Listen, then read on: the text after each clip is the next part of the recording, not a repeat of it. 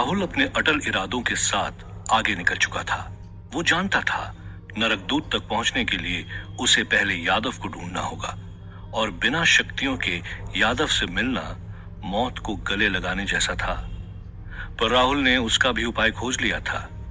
Commissioner. हाँ, commissioner मर तो चुका था, पर उसके हाथों में वो जादुई रस्सी देख राहुल जानता था कमिश्नर ने मास्टर को पकड़ने की पूरी तैयारी कर रखी थी। बस अब वो उन अजीबो गरीब हथियारों की तलाश में कमिश्नर के घर की तरफ निकल चुका था, जो उसे यादव को हराने में काम आ सकते थे। उधर दूसरी तरफ राहुल के घर में भी अफरा तफरी मची हुई थी। राहुल के पिता ने पूरे घर में उठा पटक मचा दी थी। जो हाथ में लगता वो उसे सूटकेस में घुसेड़े जा रहा था। ये सब देखकर राहुल की मां ने पूछा, हुआ क्या है, कुछ बताओगे भी? जब से फोन आया है पागलों की तरह बर्ताव कर रहे हो। आखिर किसका फोन था? राहुल के पिता ने डर से कांपते हुए अपनी बीवी की तरफ देखा और कहा,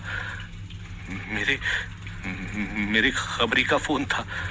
कमिश्नर को किसी ने मार दिया। ये सुनते ही राहुल की मां भी चौंक गई। राहुल के पिता ने कहा, अगर ये देश छोड़कर भागे नहीं तो अगला नंबर हमारा होगा। राहुल की मां ने चिढ़ते हुए कहा, मैंने कितनी बार मना किया था, लालच में मत पड़ो, देखो क्या हो गया। एक तरफ बेटा गायब है और उस पर ये मुसीबत। राहुल के पिता ने चिढ़ते हुए कहा, बहस करने का वक्त नहीं है, जल्दी से अपना सामान पैक कर। राहुल की मां ने चौंकते हुए पूछा, तो क्या राहुल को हम यहीं छोड़ जाएंगे? राहुल के पिता ने कहा ना, बहस मत कर, जो छूट गया वो छूट गया। राहुल की मां ने जोर से कहा, तुम्हें जाना है तो जाओ, पर मैं अपने बेटे के बिना नहीं जाऊंगी। अपने राहुल को ढूंढ कर रहूंगी।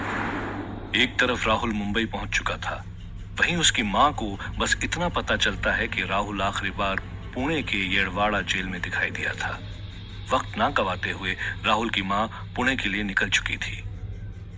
राहुल ने भी बिना वक्त गवाए गाड़ी सीधा कमिश्नर के घर के बाहर रोक दी थी। घर के दरवाजे की बेल बजाते ही कमिश्नर की बीवी ने नम आंखों के साथ दरवाजा खोला।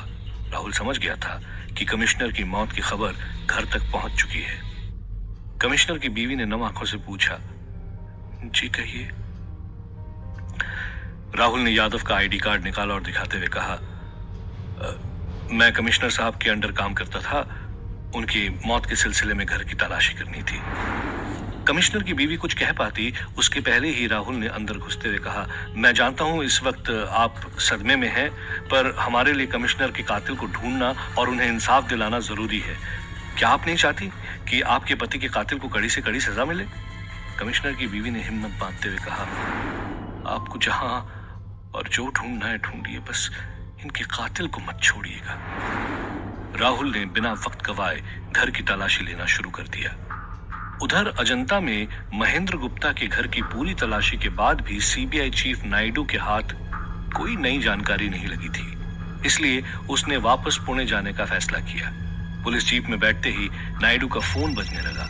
नायडू ने फोन उठाकर देखा तो उसमें लिखा हुआ आ रहा था, जेलर कॉलिंग। नायडू ने तुरंत फोन उठाकर कहा, हाँ जेलर बोलो। क्या? जेलर की बात सुनते ही नायडू ने चौंकते हुए कहा, राहुल भाग गया? पर कैसे? उसके पास तो कोई शक्ति भी नहीं थी। क्या क्या तुम लोग उसकी बातों में आ गए? Damn it! गुस्से से दिल मिलाए नायडू ने फोन काटते हुए कहा, एक राहुल ही है जिसे इन अजीबोगरीब घटनाओं के बारे में पता था। अब कहां ढूंढूं उसे? इधर राहुल भी कमिश्नर का घर छानकर परेशान हो चुका था, पर उसे कोई भी जादुई हथियार हाथ नहीं लगा।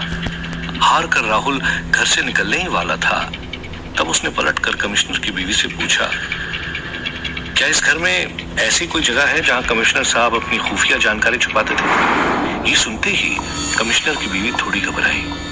राहुल ने उनके माथे पर शिकन को पढ़ लिया था और गहरी आवाज में कहा, देखिए, आपको जो भी पता है मेरा वो जानना जरूरी है, वरना हम कमिश्नर के कातिल तक कभी नहीं पहुंच पाएंगे।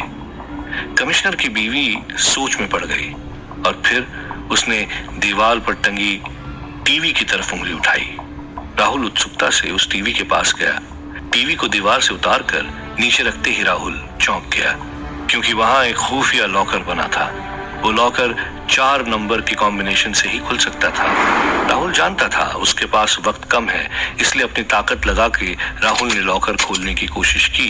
पर तभी राहुल को याद आया कि नरकदूत ने उसकी सारी शक्तियां छीन ली थी। राहुल परेशान सा लॉकर को देख ही रहा था कि तभी पीछे से आवाज आई, 2424। राहुल ने पलटकर कमिश्नर की बीवी को देखा।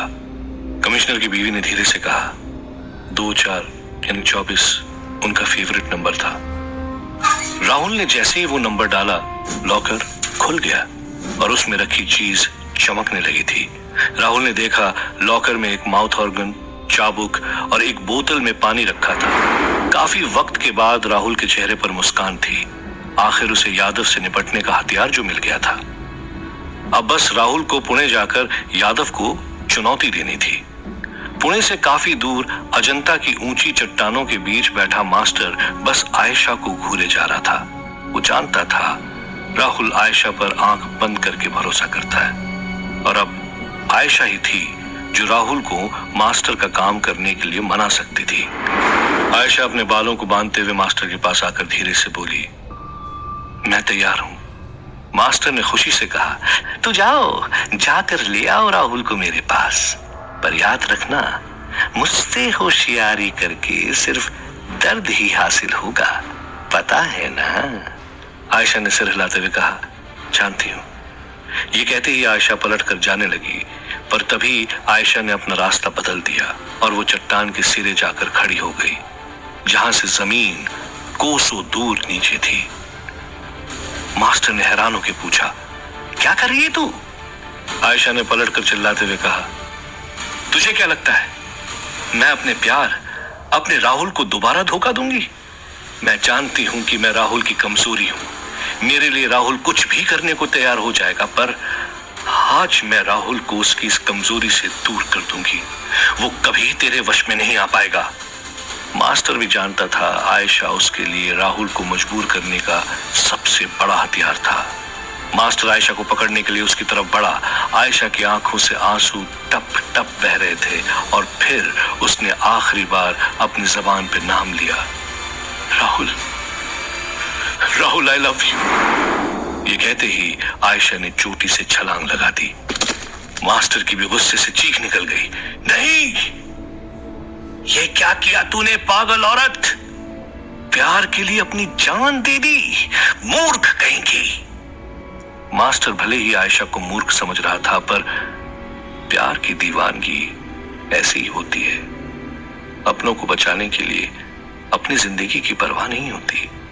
अपनी जिंदगी की परवाह किए बिना राहुल की मां भी पुणे आ पहुंची थी, पर येड़वाड़ा जेल के गार्ड्स ने राहुल की मां को अंदर आने की इजाजत नहीं दी। कहीं ना कहीं ये राहुल की मां की प्रार्थना का ही असर था कि राहुल नरकदूत और मास्टर जैसे शक्तिशाली लोगों के बीच अब तक जिंदा था। राहुल से मिलने के लिए मां की बेचैनी बढ़ रही थी और तभी येड़वाड़ा जेल के बाहर बने चाय की टपरी वाले ने उसकी मां की मायूसी को समझा और पिछले 2 दिन में हुए जेल के अंदर हर कांड के बारे में उन्हें अवगत करना शुरू किया। मां को यकीन नहीं हो रहा था कि पिछले कुछ दिनों में उसके बेटे के साथ इतना सब कुछ हो गया। और फिर चाय वाले ने शमशान की तरफ इशारा करते हुए कहा, मां जी, आखिरी बार आपका बेटा उस शमशान में ही दिखा था। अपने बेटे से मिलने की आस में मां बदहवास से शमशान की तरफ निकल चुकी थी। राहुल की मां को अंदाजा भी नहीं था कि जिस राहुल को ढूंढते हुए वो मुंबई से पुणे आ गई थी, उसका बेटा जेल के पास ही बने शमशान में यादव का बेसब्री से इंतजार कर रहा था। राहुल अच्छी तरह जानता था कि उसके पास अब नरकदूत की शक्तियां नहीं है, इसीलिए वो यादव तक नहीं पहुंच सकता था। पर यादव के पास अभी भी वो शक्तियां थी। वो किसी भी वक्त राहुल तक आ सकता था। राहुल के शातिर दिमाग ने यादव से निपटने का प्लान पहले ही बना लिया था। अब बस उसे यादव को चुनौती देकर यहां तक बुलाना था और राहुल ने वही किया। शमशान के बीचों बीच खड़े होकर राहुल जोर जोर से चिल्लाने लगा, यादव, कहां छुपा है तू? चूहे की तरह बिल में, हिम्मत है तो आ मेरा सामना कर। शमशान के पास ही घने जंगल में बैठा यादव राहुल की चुभती हुई आवाज मीलों दूर से भी सुन सकता था। राहुल की चुनौती सुनकर यादव आग बबूला हो चुका था। यादव ने मन ही मन कहा, तेरी इतनी हिम्मत राहुल कि तुम मुझे चुनौती देगा? तुम मुझे नहीं, अपनी मौत को बुलावा दे रहा है। ये कहते ही यादव बिजली की रफ्तार से शमशान की तरफ पहुंचा, पर शमशान पहुंचते ही राहुल का कोई नामो निशान नहीं था। यादव भी वहीं खड़ा होकर अपनी आंखों की शक्तियों से पूरे शमशान की तलाशी ले ही रहा था कि तभी ऊपर से आए एक चाबुक ने अचानक से यादव की गर्दन को दबोच लिया था। ये राहुल ही था जो ताक लगाए कमिश्नर के घर से मिले हथियारों की मदद से यादव को हराने के लिए पूरी तरह तैयार था। अचानक हुए इस हमले से यादव चौंक गया था, पर फिर खुद को संभालते हुए यादव ने पूरी ताकत से उस चाबुक को खींचा और राहुल को जमीन पर पटक दिया। अपनी काली गुफा में नरकदूत भी ये मंजर अपनी खौलती हुई कढ़ाई में साफ देख पा रहा था, और राहुल की जमीन पर गिरते ही नरकदूत के चेहरे पर हल्की सी मुस्कान भी आ गई थी। इधर शमशान में यादव गुस्से से राहुल की तरफ बढ़ते हुए चीखा, राहुल, आज तेरा खेल खत्म। इससे पहले राहुल को सोच पाता, यादव ने उसकी गर्दन अपने हाथों से जकड़ ली थी, और तभी राहुल ने अपने दाएं हाथ से कमिश्नर के घर से मिली वो शीशी का पानी यादव की आंखों पर फेंका। अचानक हुई आंखों की जलन की वजह से राहुल यादव की जकड़ से छूट गया। यादव झल्लाते हुए इधर उधर देख रहा था, पर उसे सब कुछ धुंधला दिखाई दे रहा था, और तभी चीखते हुए राहुल ने यादव के सर पर वार किया और उसे जमीन पर फेंक दिया। एक के बाद एक अपने घूंसों से उसके चेहरे पर वार करने लगा। जब तक यादव को कोई चीज साफ साफ दिख पाती, राहुल उसके ऊपर हावी हो चुका था। राहुल चिल्लाते हुए बस एक ही बात कह जा रहा था, बुला बुला अपने उस मालिक नरकदूत को बुला। गुफा में बैठा नरकदूत ही सब देख रहा था, सोच ही रहा था कि अब मैदान में उसे उतरना पड़ेगा। तभी नरकदूत ने उस खौलती कढ़ाई में देखा कि राहुल का नाम चीखती हुई शमशान में उसकी मां पहुंच चुकी थी। इस बात से अनजान कि यादव में उसके बेटे की आत्मा है, और जो शख्स राहुल को पीट रहा है वही उसका बेटा है। राहुल भी अपनी मां को देखकर दंग रह गया, पर यादव के चेहरे पर वो शैतानी मुस्कान साफ दिखाई दे रही थी, और तभी यादव ने चीखते हुए कहा, मां। इससे पहले राहुल कुछ भी कह पाता, उसी की मां ने आकर उस पर चांटों की बरसात कर दी। राहुल बेबस था, अपनी मां को समझा नहीं पा रहा था। यादव के पास इससे अच्छा मौका नहीं था। उसने एक ही झटके में राहुल को खुद से दूर फेंक दिया, और राहुल की मां के सामने नाटक करते हुए बोला, मां क्या होती है ये मुझे आज पता चला। तू नहीं होती तो आज तेरे बेटे ने तो मुझे मार ही दिया था। राहुल की मां हैरान थी। इससे पहले वो कुछ समझ पाती, यादव ने राहुल की मां को गर्दन से जकड़ लिया। राहुल ने बेबसी से चीखते हुए कहा, यादव, मेरी मां को छोड़ दे मेरी मां को, भले ही मेरी जान ले तू। यादव ने दांत खिसते हुए कहा, ठीक है, जैसे तू कहे। यादव राहुल की मां को जमीन पर पटकते हुए तेजी से राहुल की तरफ बढ़ा, और अपनी पूरी ताकत अपनी हथेली में इकट्ठा कर एक जोर का घूंसा राहुल के पेट में मारा। घूंसे का असर इतना था कि राहुल की शर्ट फट गई। उसके मुंह से खून फव्वारे की तरह बाहर निकला, और वो सीधे शमशान के पास से बह रही नदी में जा गिरा। यादव ने अपनी सारी ताकत उस घूंसे में डाल दी थी, और जब यादव ने पलटकर हाफते हुए नदी की तरफ देखा तो राहुल का अधमरा जिस्म धीरे धीरे पानी के अंदर जा रहा था, और देखते ही देखते वो पानी राहुल के खून से लाल हो चुका था। यादव के चेहरे पर हल्की सी मुस्कान थी। कहा था ना, खेल खत्म। ये कहते ही यादव मुड़कर जाने लगा, तभी उसके कानों में पानी से बुलबुले छूटने की आवाज आई। यादव ने हैरानी से मुड़कर देखा तो वो दंग रह गया। वो पानी चूहों से भर चुका था, और सैकड़ों चूहों ने राहुल को पानी से निकालकर जमीन पर रख दिया था।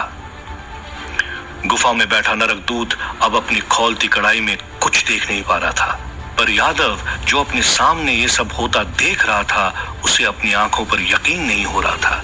एक डर सा बस गया था उसके दिमाग में, और यादव अपने कदम पीछे लेने लगा और अपने पीछे खड़े पेड़ से टकरा गया।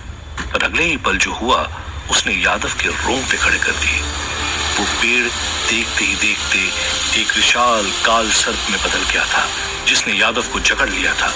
वो काल सर्प यादव को निगलने ही वाला था कि यादव ने अपनी शक्तियों का इस्तेमाल कर खुद को छुड़ाया और वहां से भागा। सांप भी अपनी लंबी जीभ लपलपाते हुए यादव की तरफ तेजी से बढ़ा।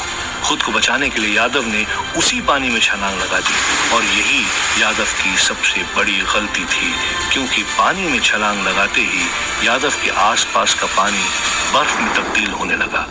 यादव के पांव जम रहे थे और तभी मास्टर उस पानी से निकलता हुआ बाहर आया। तब यादव को एहसास हुआ वो अब तक मास्टर के बनाए छलावे में फंस चुका था। काल सर्प गायब हो गया और अब तक यादव का आधा शरीर बर्फ में जम चुका था। वहीं शमशान की दूसरी तरफ राहुल को भी होश आ गया था और वो अपनी आंखों से मास्टर को यादव को बर्फ में जमाते हुए देख पा रहा था। इससे पहले यादव का पूरा शरीर बर्फ में जम पाता, मास्टर ने हंसते हुए कहा, खेल तभी खत्म होगा जब मास्टर चाहेगा। अब तक यादव पूरी तरह बर्फ में कैद हो चुका था। राहुल सबसे पहले अपनी मां की तरफ भागा और उन्हें अपने हाथों से उठाते हुए चीखने लगा, मां मां मां, अपनी आंखें खोलो मां। और तभी उड़ता हुआ मास्टर राहुल के पीछे आया और कहा, घबरा मत, ये जिंदा है। राहुल ने मुड़कर मास्टर की तरफ देखा और पूछा, तुम्हारी मदद की जरूरत नहीं थी मुझे। मास्टर ने हंसते हुए कहा, हाँ, वो तो दिख ही रहा था। मेरे आने से पहले तो तुमने यादव को हरा ही दिया था, है ना? इतने बहादुर हो तुम, तो आगे का कुछ प्लान भी बनाया होगा। राहुल ने मुट्ठी बांध कर कहा, प्लान है, अब बस मुझे नरकदूत को सबक सिखाने उसकी गुफा में जाना है।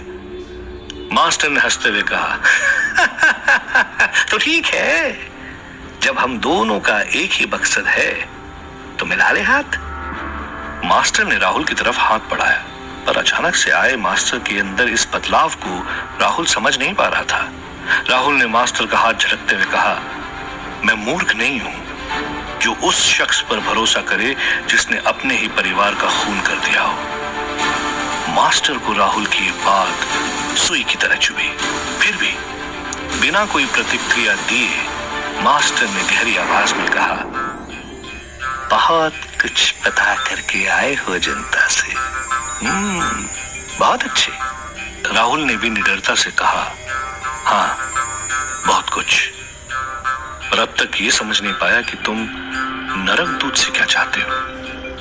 मास्टर ने गुस्से में पलटते हुए कहा, बदला चाहिए मुझे नरकदूत से, मेरे परिवार को मौत के घाट उतारने का बदला। राहुल ये सुनकर दंग रह गया। मास्टर ने चिल्लाते हुए कहा, हाँ, उस घर का छोटा बच्चा मैं ही हूं, मास्टर, और मेरा बड़ा भाई जिससे मैं जान से भी ज्यादा प्यार करता था, वही है नरकदूत। मास्टर के चेहरे पर दर्द साफ देख पा रहा था राहुल। मास्टर ने अपना गला फाड़ दर्द से एक बार फिर से चीखा, नरकदूत। मास्टर के दर्द से भरी ये चीख की गूंज मीलों दूर तक सुनी जा सकती थी।